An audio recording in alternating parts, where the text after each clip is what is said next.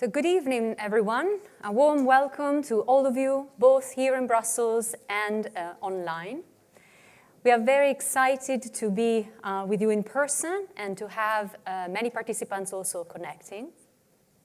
Today, as you know, we will discuss the Data Act, opportunities and challenges towards a fair and innovative economy.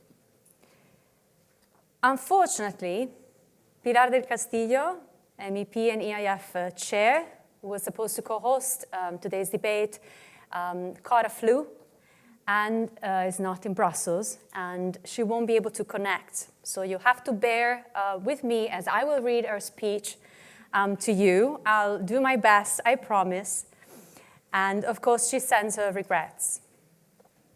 I welcome Mia Petra Kumpula-Natri, MEP with the S&D Group, member of the ITRE Committee and EIF Steering Committee member, who will join us online shortly.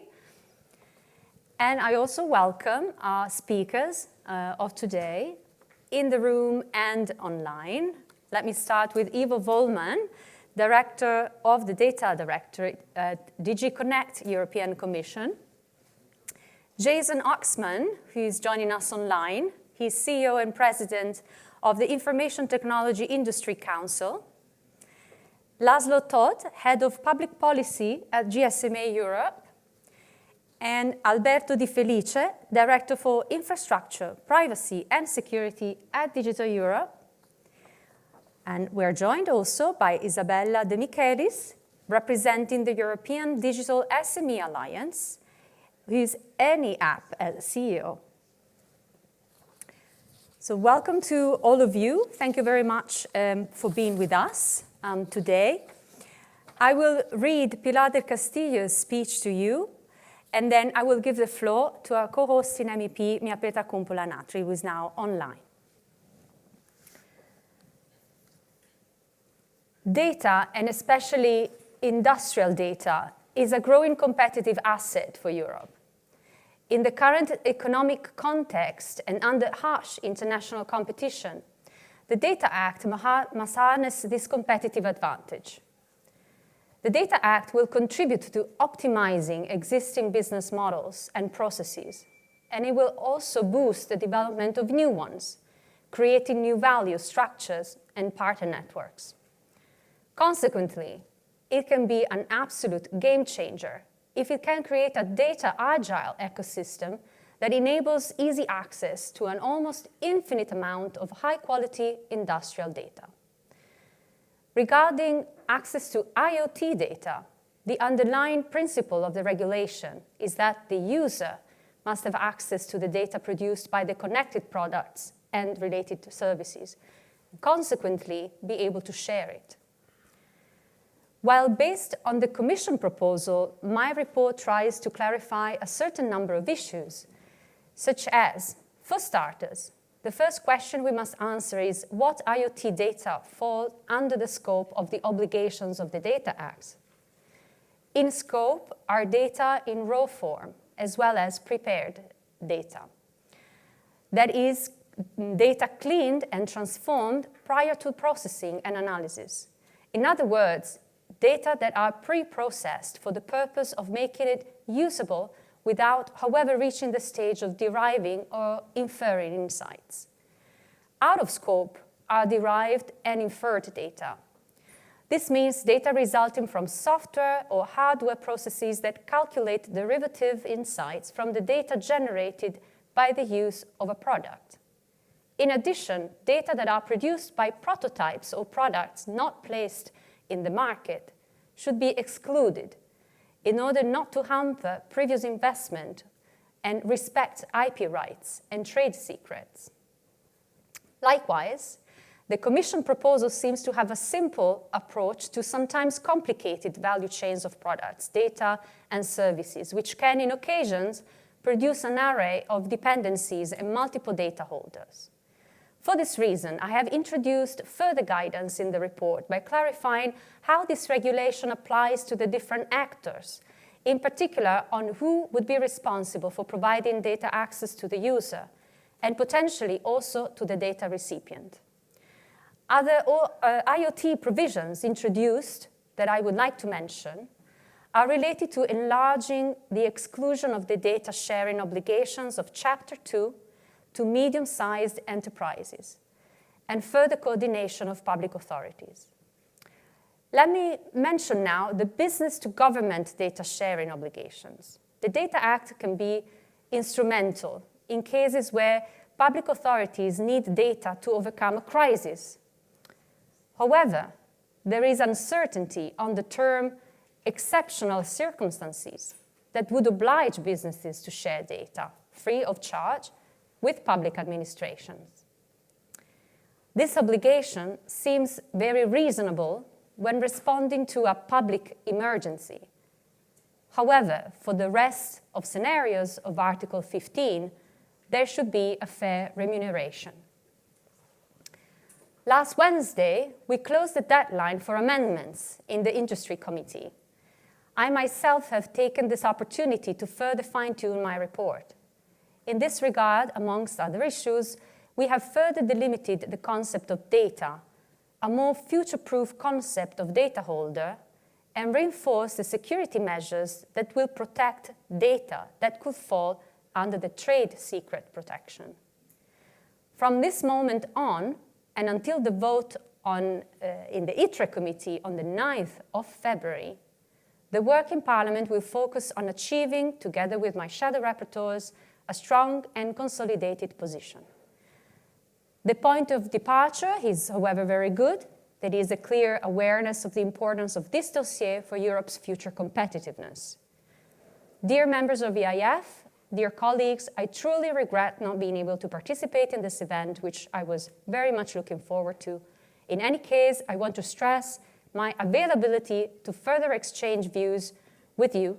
You know where to reach me. We wish, of course, Pilar del Castillo to get well soon. And now I would like to give the floor to Mia Petra Kumpula-Natri, MEP. Thank you, and I'm very sorry not to be there physically as my plan was, but this is again a reorganization of the calendars on the facts that I could not help more, but I'm sure to follow the whole debate and every detail, and also wish all the well for Pilar. We are not only the EIF chair and vice chair, but then worked already on several dossiers, and happy to do this with her with the high professionalism that she is carrying out there. So when on the Data Act, this is the missing puzzle of the whole Big Five legislative approach that this mandate we are doing, the Data Governance Act being ready, the platforms, AI on the pipeline as well. So this data is the one. It's creating the new right for the user that you are part of the benefiting the data you are creating. And I hope that we will not dilute this one. So why I say not to dilute? Because it depends whom you listen to. And I think as a politician, I need to be brave to listen to all sides of the companies, the European ecosystems, and keep up the light and dream that we will use our data better and more for the better services, more stakeholders on board in the market, in this data economy, and also not to leave public sector to the age of the papers and stamps. So data is in the heart of the making Europe being fit for the digital age. At the moment, many biggest players and tech giants have the full capacity to benefit from the data economy and AI to grow their businesses and revenues. So yes, the world is digitalizing, but are the European companies, are our services or our industry, is it to be wiped out when the digitalization reaches the industry, or is there a second way of the market economy, which is then the principle for the data economy we try to create? When more and more data is created, for example, the industry, I think we don't want to leave it in the hands of few or one, but innovations, value creation needs to benefit European companies and public sector and individuals and consumers. So interoperability, data portability, and European standardization are at the core of the European new decentralized model of the data sharing. It is based on the fair market and reciprocity.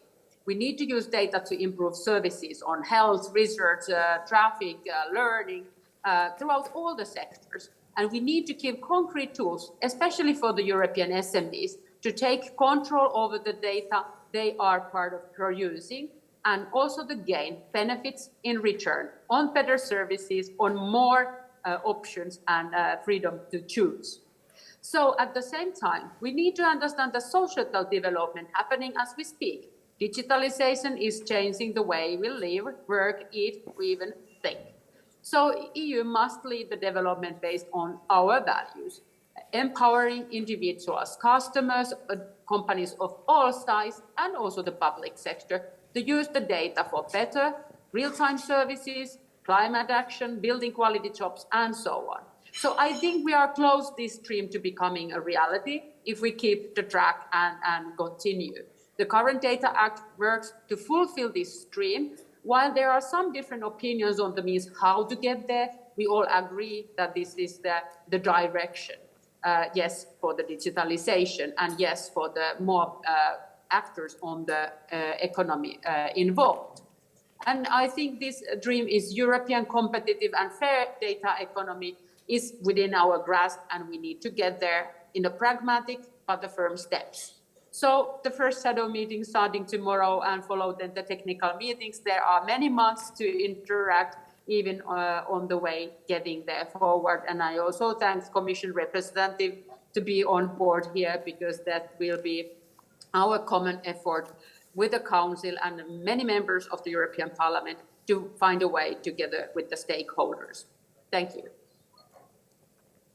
Thank you very much, Mia Petra. And now the floor goes to Ivo Wollmann with the European Commission. Yeah, many thanks. And many thanks to Pilar and Mia Petra for organizing this event. And actually, the fact that they co-organize it is a signal in itself of the excellent work that's going on in the Parliament, and the way that the different groups are actually collaborating to make the Data Act better, stronger. So that's really very much appreciated.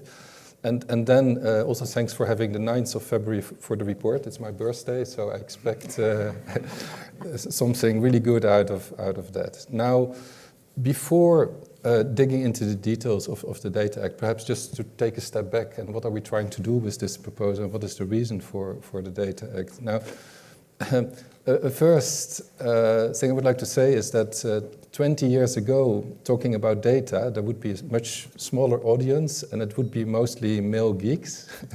And I think that has changed. Data has gone mainstream. It has become a political topic, and there's really a good reason for that. Well, apart from the innovative capacity of our industry and the importance of data for our industry in general, there's also the societal factors, the impact of data on our health, the potential for personalized medicine, taking data from different sources and making sure that we can have healthier and longer lives, for example, is so great. Now, the data strategy, for this reason, we have this data strategy, the importance of the data that came out in February 2020, and there is a vision behind that data strategy. We want data to flow between countries, to flow between sectors, really important. We want ample of data to be available for use and reuse. And then thirdly, this has to be done in full respect of European values, right? Including data protection rules. We want a European way of doing data. And last but not least, we need clear rules about who can access and use data under which conditions. And for the moment, it is not clear, which is the problem that the Data Act is trying to address.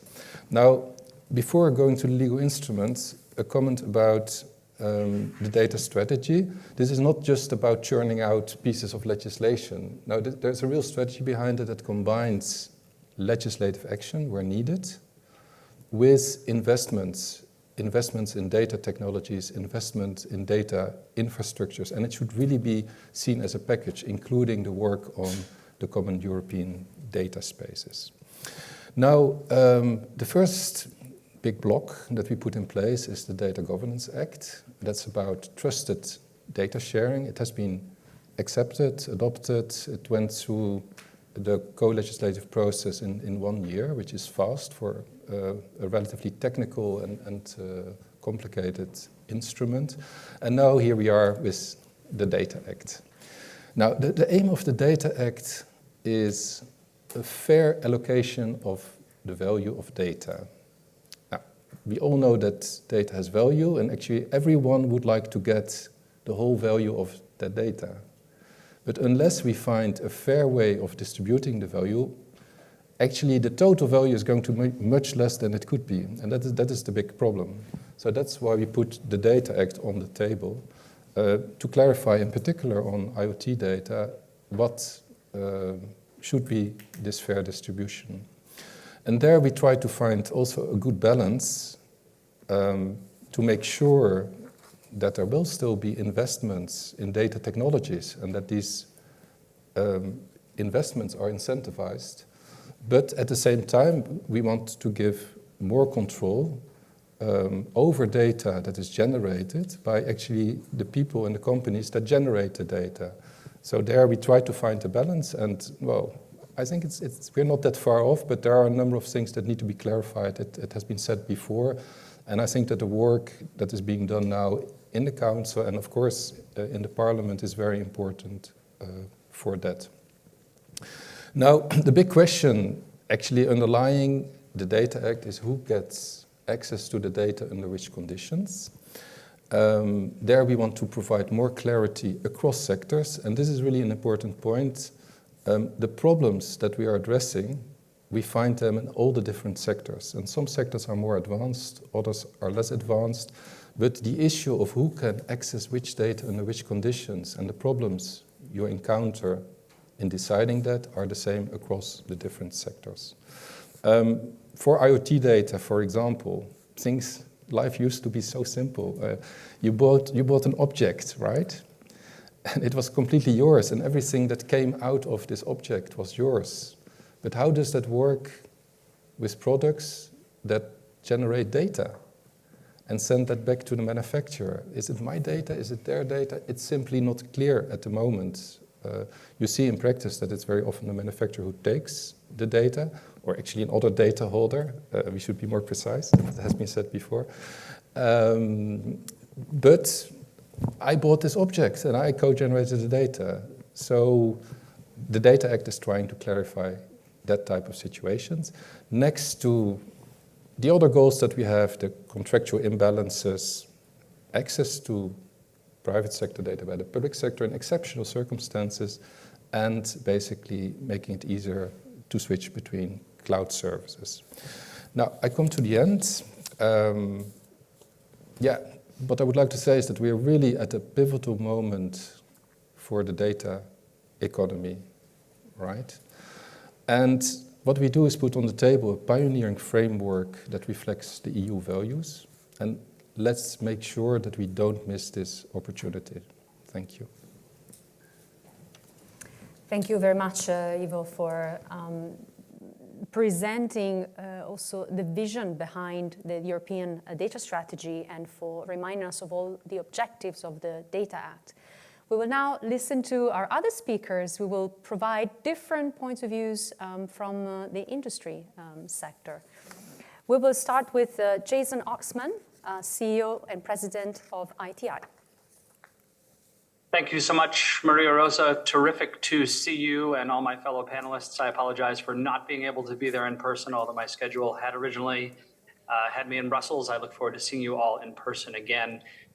My thanks and ITI's thanks to the European Internet Forum for continuing to host the most thought-provoking and important discussions about internet policy in Brussels. So it's a delight to be with you, particularly delightful to be with MEP Kumpula-Natri, and best wishes for a speedy recovery to MEP Pilar del Castillo as well.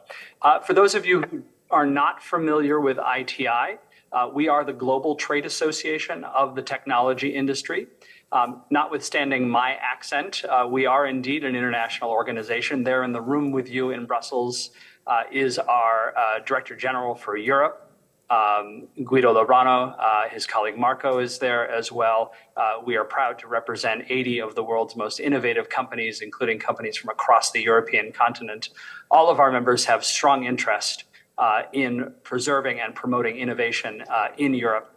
And the opportunity that we have today to discuss the Data Act is vitally important because the entire spectrum of the data value chain, the technology industry and all related industries care a lot about the data economy in Europe and globally. So for the purpose of my brief remarks, I want to focus on the cloud and international data transfer provisions of the Data Act. Although, of course, the entire Data Act is vitally important to the ITI membership, I look forward to sharing thoughts on other provisions as well as we move forward our discussion. The tech industry is very supportive of the objective of improving portability and switching between cloud services. That is without question. But we do have some concerns about the technical, operational, and financial feasibility of some of the provisions in the current draft of the Data Act.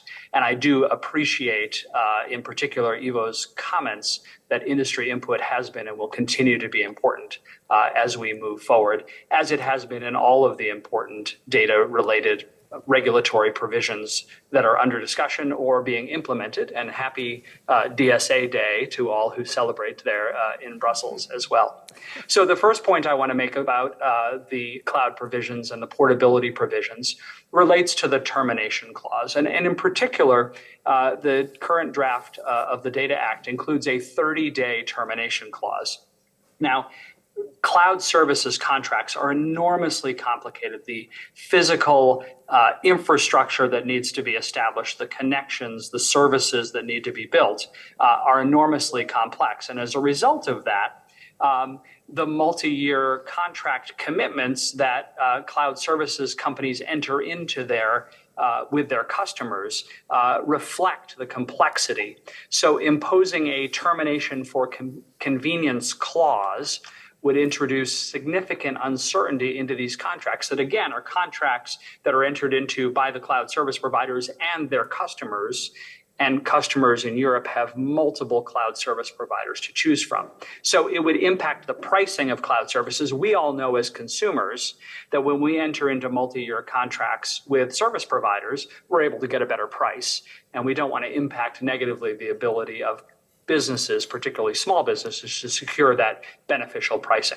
So I wanted to flag that as one concern that industry has, that 30-day termination clause. The second thing I wanted to focus on are the obligations of cloud service providers during the switching process. Now, cloud services is an enormously competitive industry. Customers have a number of very good choices from across service providers, international and domestic as well. The Data Act places an obligation on the incumbent to complete the switching process, complete the porting of all data, all assets and applications, while maintaining a 100% service provision requirement. Now, this is technically unrealistic and disproportionate, and it's a requirement that would not recognize that switching processes are enormously complex and require cooperation between competitors in the market to make it work, not just the incumbent provider. And maintaining 100% service during a switching process is unrealistic. So we would suggest that this obligation can better recognize the complexity of switching, and the parties can agree to different levels of service provision and termination assistance during the contract. The third thing I want to mention is the notion of functional equivalence for infrastructure services. It's unclear under the Data Act whether the incumbent provider would be required to guarantee a minimum level of equal functionality in a competitor's environment. That's confusing as to how the competitor's infrastructure and the incumbent's infrastructure would be able to work together. Companies would also be forced to provide increasingly standardized services, which would be damaging to customer choice. We think functional equivalence should be deleted because it's technically unrealistic.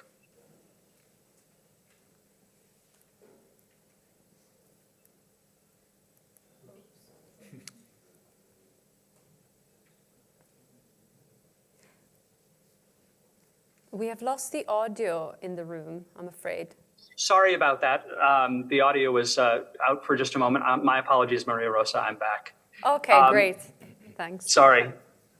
Technology, it works when you need it to work, and sometimes it poses some quick challenges. Apologies for that. So the notion of functional equivalence is really about that level of equal functionality with a competitor's environment.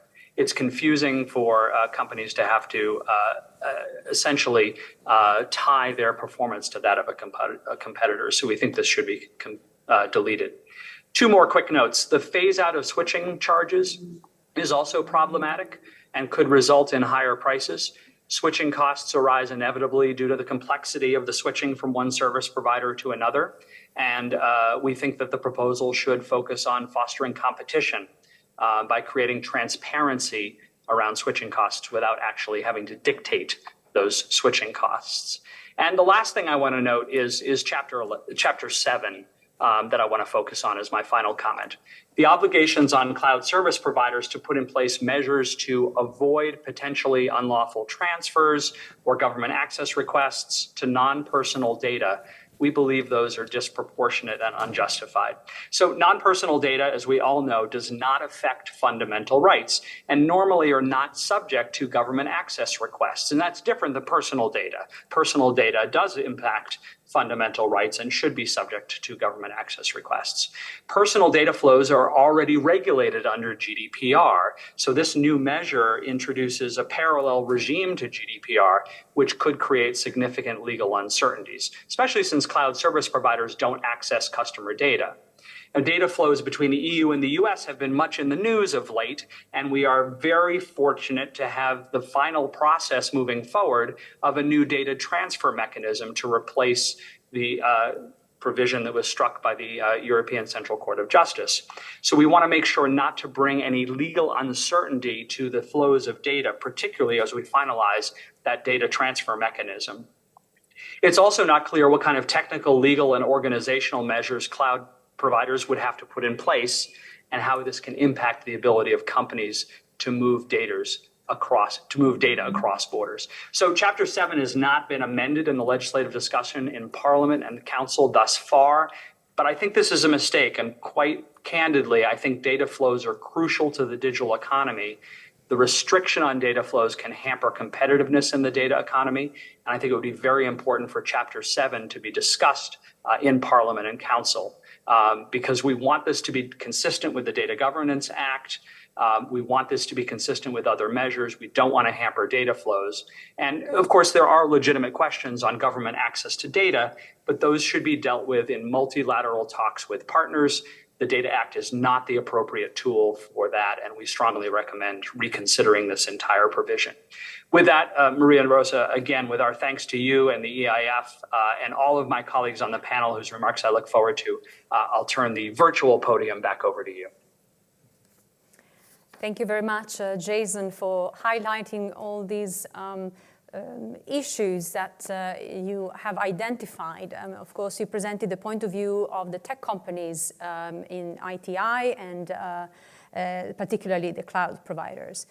We'll now move on with a different sector. Laszlo Toth, Head of Public Policy at GSMA Europe. Thank you, Israel. So good afternoon, everyone. Thanks a lot to EIF and MEPs for organizing this event. It's a great pleasure to be here and share GSMA thoughts on these important issues.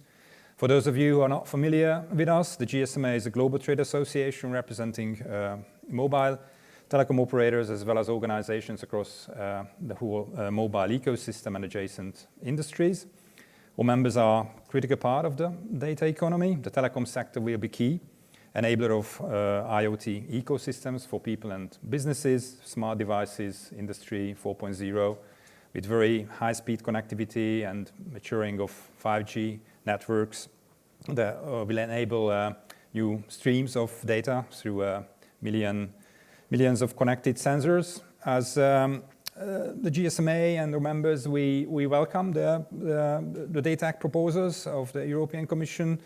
We do support the objective of fostering data sharing, reuse across sectors, national borders in the single market. as underlies the Data Act. However, we agree, and the Commission states this in the proposals, that should not be detrimental to innovation, competition, and incentives to invest in ways of generating value through data. Finding the right balance will ensure that the Data Act brings real value with benefits for EU citizens, companies, and public administrations. Let me talk a little bit more about the business to government part.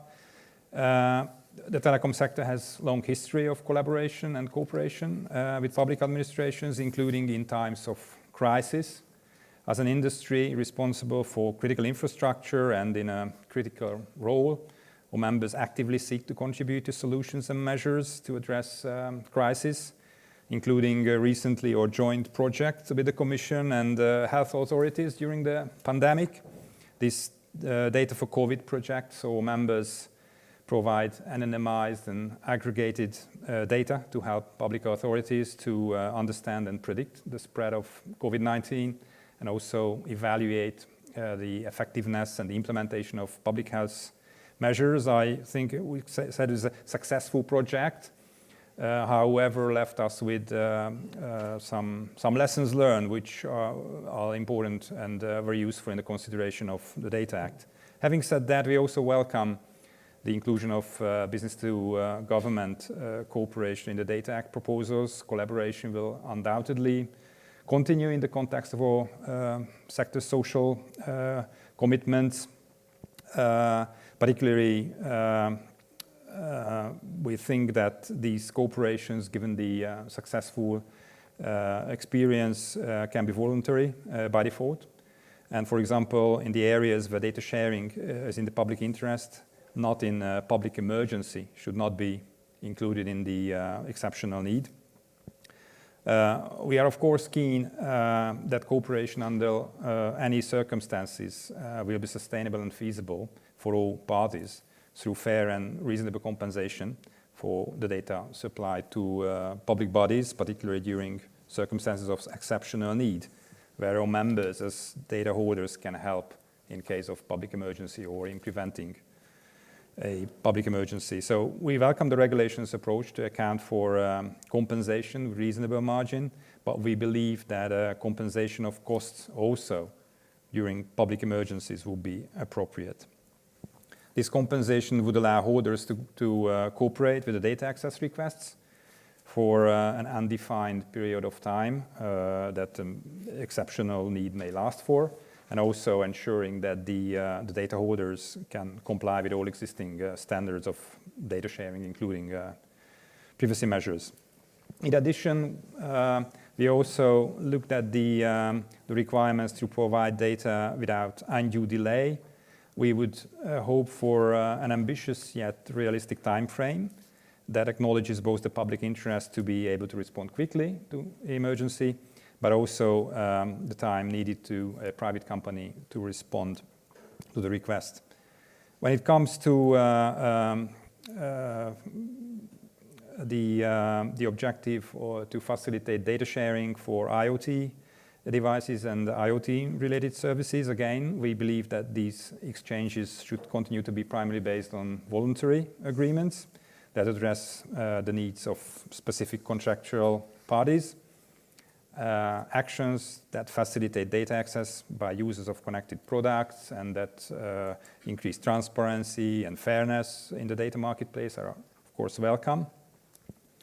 We also believe that that will be needed to give a greater clarity on the respective rights and obligations, and the fairness and non-discrimination provisions should remain strongly anchored in the principle of contextual freedom.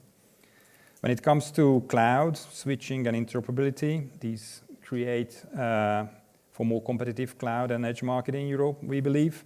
Of course, increased competition between service providers helps to drive down costs for consumers and increase opportunities for them to maximize the value of their own data. Telcos are both providers and customers of cloud services, so of course we want rules that empower customers while at the same time being feasible to implement for providers as well. And we understand the importance of striking the right balance. We're also looking, for example, in that context, the need for probably more flexibility. Jason mentioned the notice period for terminating a contract with a cloud provider, but that should be a balance with the right of customer to switch, we believe.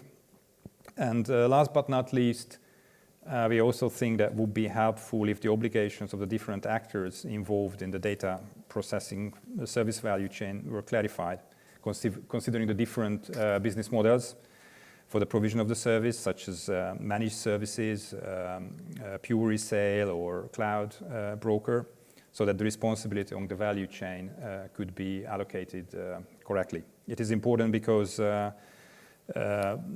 party that has the contractual relationship with the customer and the provider of the technology in use do not always correspond.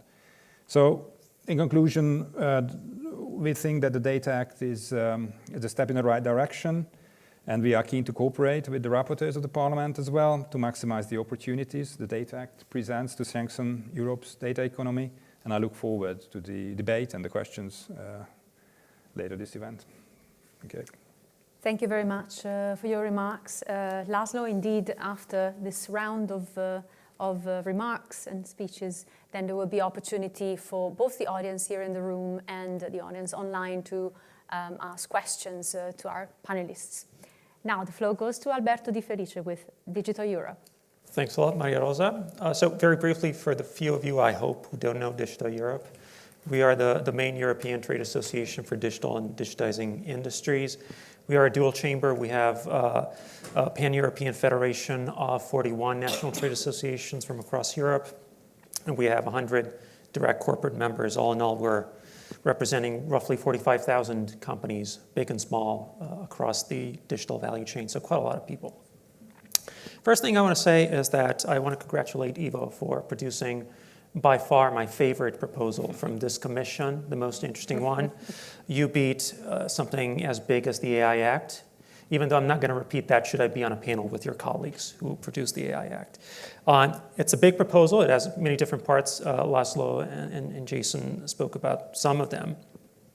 And I think there was a lot of anticipation in civil society and industry before the proposal came out, and there's been a lot of interest about the proposal once it was published. And also, I think, this is in the context of what Ivo was describing at the beginning. This is the legislative piece of the puzzle. There's a lot else that's going on in terms of, let's say, business development. There's been, in the past few years, a lot of movement in industry to start that flow of data within different industry verticals and across industries. You're all familiar with big projects such as Catena X for automotive, Gaia X, which everybody obviously must be familiar with. These are big projects. They're big families, so everybody comes at it from different angles. And big families are notoriously difficult. So, but there is a movement, and that's clear. There's a lot of understanding that things need to be changing. The pace of how we do things needs to be changing. There's a lot of challenges, organizational, technical, in the business development side of things, and legal for that matter, that need to be solved in order to make data sharing more possible and pervasive across the economy. Now, when we look at the proposal, I think I have flashbacks in terms of how people look at the proposal. I've actually been reading not only our own position paper on the proposal, but I've actually skimmed position papers from across other trade associations. And I think I haven't seen this sort of level of, at least some level of concern from across industry, from across different industrial sectors on this proposal. Last time I saw that was the e-privacy regulation. And I don't want to say that the Data Act discussions are going to last as long, but I think that is a very clear signal. So let me try and interpret why that is the case. Ivo, you mentioned the word fair, right? The proposal is supposed to create a fairer data economy where the value is shared fairly. I think a lot of people, a lot of companies, individually, they look at the proposal And they have a fear that what they could actually end up with could actually be very unfair for them. Why is that? Because this is a horizontal proposal, so everybody is impacted, and it will set the tone and the rules for how everybody will have to use data and share data in the future. So beyond the business development that we're doing now and all the problems that we need to solve, it will change the rules of the game for the long term. And right now, if you're an individual company, I've been asking this question of a lot of our 45,000 members, not all of them, I promise, because I'm not Superman. But if you ask an individual company, do you think that this overall is good for you? Is this going to generate more positive business for you, or is it going to mean a loss of business for you? People right now do not know. They are unable to make a calculation that this is absolutely positive for them.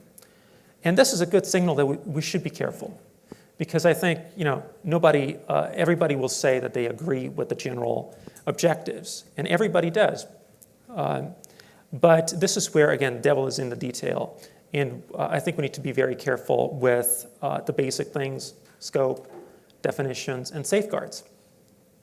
I think one fundamental issue with this proposal, and I'm simplifying and probably too abruptly, but I think it's important to make the point. I think there's this feeling that the proposal is looking at everybody, every manufacturer of an IoT device, every other potential data holder, because data holder is not really defined necessarily in the proposal itself, is seen as through the lens of competition policy. So I look at the proposal, and every individual manufacturer all of a sudden is in a dominant position. They're hoarding their own data. They're not letting competitors use the data. And therefore, they need to be subject to hard obligations to open up the vault and let everybody access the data. That sounds very unfair. We're in markets that are still nascent. A lot of people still haven't figured out what the business model is. And before they start doing that, all of a sudden they're guilty of something, and they cannot develop their business model the way that they would normally try to do it in an open market. Again, I go back. This is why we need to be very careful. We need to make sure that we are using the principles, so giving access to data to users. We need to be clear as to a limited scope of what that is. We need to start somewhere. We cannot put the cart before the horse and regulate all types of data, all types of data holders the same way before we know exactly what the data economy and all these different use cases will look like.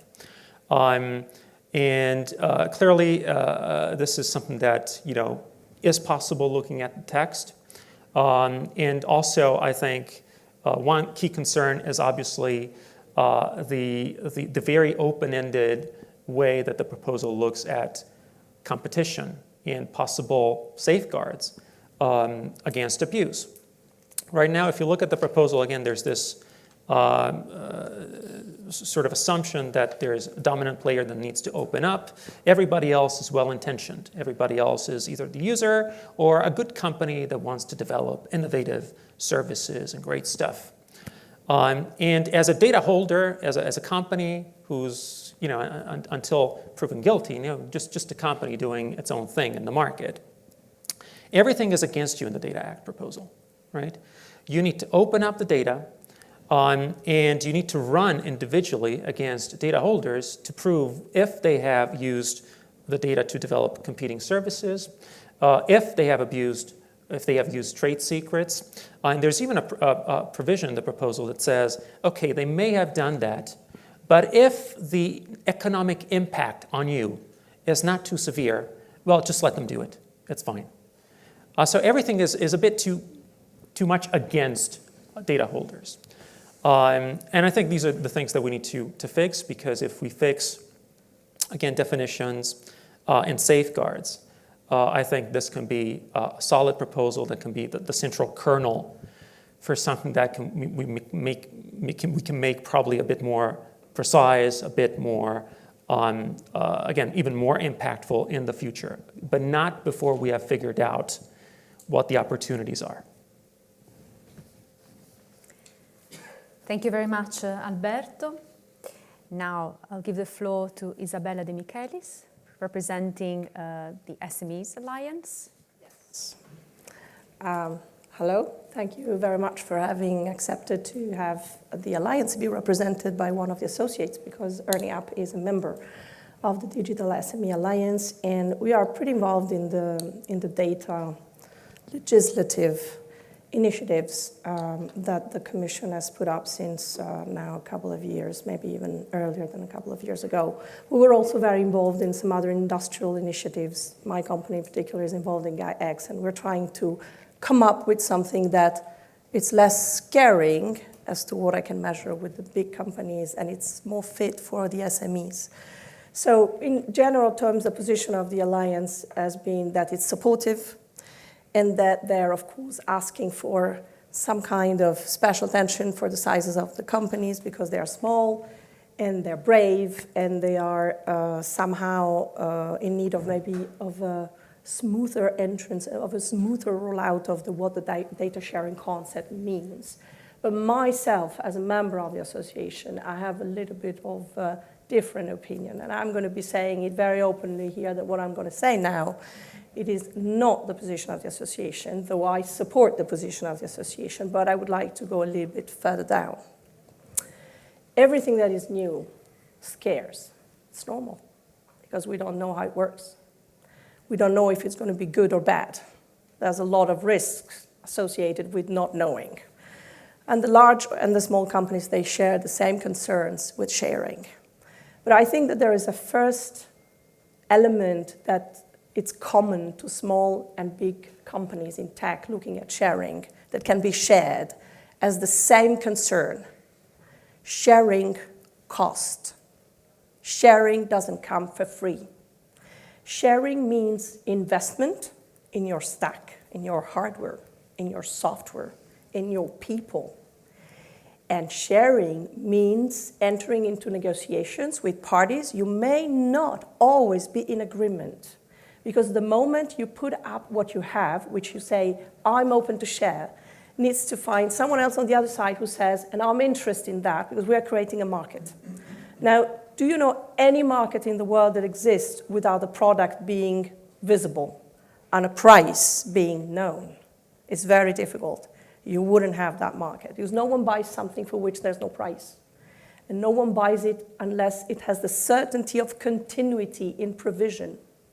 So if we're talking about raw data, or we're talking about pre-processed, which is a little bit something that we've seen in the proposal of the amendments coming into the parliament, it's giving a kind of a direction as maybe what the market can look at, because it's a subset of data. But I would like very much to go back to one of the first statements of MEP Mia Petro said at the very beginning of her intervention. She talked about a user-centric dimension. We talk about general principles. Sharing is good. We want to make sharing happening. It's good for Europe. It's good for the internal market. It's good for the economy. But it's user-centric. If it is user-centric, and I'm asking the Commission and the Parliament this question as an open question, do we really think it's feasible for someone in the street to understand the difference between raw data, pre-processed data, post-processed data, metadata, and what else comes afterward with AI? Honestly, it will not happen, because the user needs a simple interface. First, it needs to know whether he has an advantage to share. Second, if based on the advantage, he trusts enough the company he wants to share it with, that it wants to share it with. Otherwise, the user-centric dimension, it's not going to be part of the European values we advocate. But then it boils down to technicalities, because we go back to the world of the enterprises. I'm the CEO of a software company. We've designed an application, and this application is giving granular permissions in front of the user to choose on whom they want to share data. So I am pretty conflicted in the interest of saying what I'm saying now, that if I want the user to know what they're doing and to be empowered about what they're doing, I also want to make very transparent to them what is the purpose for which they are sharing the data.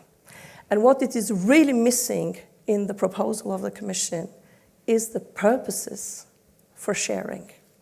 Because at one moment in time, we will need to have IT, information technology system, talking to each other.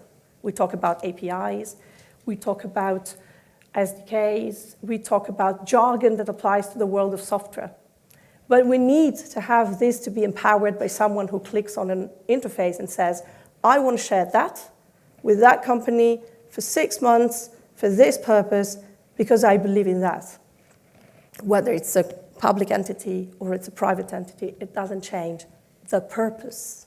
So if we could come up with some kind of ideas as what are the main purposes for which the industry would be interested in being open to share, probably there would be less reluctance in seeing the benefits. Because I can definitively say that there are industries that are in the health spaces. They're very interested in personal data. They're interested in clinical trials data. They're interested in DNA data, and they are ultimately sensitive data. But there are other industries in the supply chain that are more interested in metadata and definitively less personal data than we may think. But we don't have the ability to somehow look at this as a menu and decide whether we want to be, as a user, to say yes, and as a company to say, I want it, and if I'm a holder, to say, hold on, that's under trade secret, which I concur, it's a provision that should be in the provision, or it should be for a compensation or without a compensation, and I'll stop here on the point of compensation. Sharing carries a cost. It cannot be for free. Sharing must be on business models, peer-to-peer relationship. I'm not talking about companies of same size, but people talking the same language. I know you've got good data. I know I'm going to do a good use of those data. Honestly, do we believe that for 25 years since we have the internet, we know no one shared data between companies, B2B? They did it. They do it. They continue to do it. They have their flows. They have their APIs. They have their rules. They have their processes. They have the mechanisms. And they have their valuations. What is missing is the user component, the user element. The user doesn't know the value of the data. And hence, the secondary market needs a little bit of that valuation to become more transparent. Because otherwise, there will not be competitive acquisition of data, competitive race for the data. Because I know that the industry is not looking for exclusionary sharing agreements. But you may appreciate that sometimes there is a reason for a business to give exclusive rights to a partner.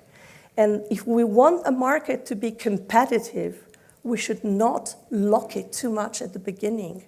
There is a need for a little bit of experimentation. And there is definitely the need to leave to the market the ability to evaluate the data ex post and not ex ante. Raw data do not have an intrinsic value. They do have a value that is more than 0, but there's no really way to measure it until it's used. And when it's used, you'll know the value. So I'll stop there.